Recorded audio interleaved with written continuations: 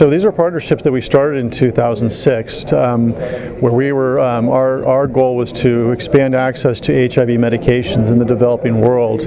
And we looked to the Indian companies because they had the best track record in producing high quality, low cost products and then delivering them into the developing world. So we struck those partnerships in 2006. At that time, the product that we licensed was a product called tenofovir. We were reaching about 30,000 patients at that time.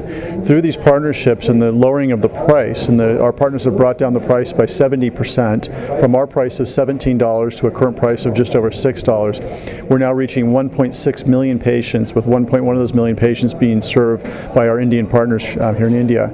Because that was so successful and we're so pleased with the results of that partnership and the discussions that we've had with our partners over the last 5 years through many trips to India and really emphasizing that this model works, we decided that we'd actually license late-stage pipeline products to these partners, specifically an integrase inhibitor called elvitegravir and a PK enhancer called cobicistat, which also can be co-formulated in a variety of ways to make other products, including a fixed dose of those two products, and a product called the Quad, which they can combine those two products with the other HIV products that we've licensed them to make a single tablet regimen, all once daily regimen.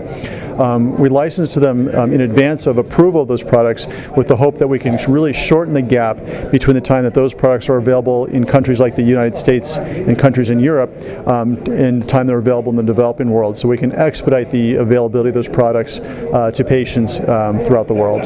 So our R&D centers, we have research and development in Foster City, California, which is just south of San Francisco, so it's right next to San Francisco. We have some R&D in Seattle, we have R&D in Connecticut, and we have some other R&D throughout the Bay Area in San Francisco. We also have partnerships throughout the world, both in the U.S. And in Europe, and we're very actively seeking partnerships elsewhere in the world.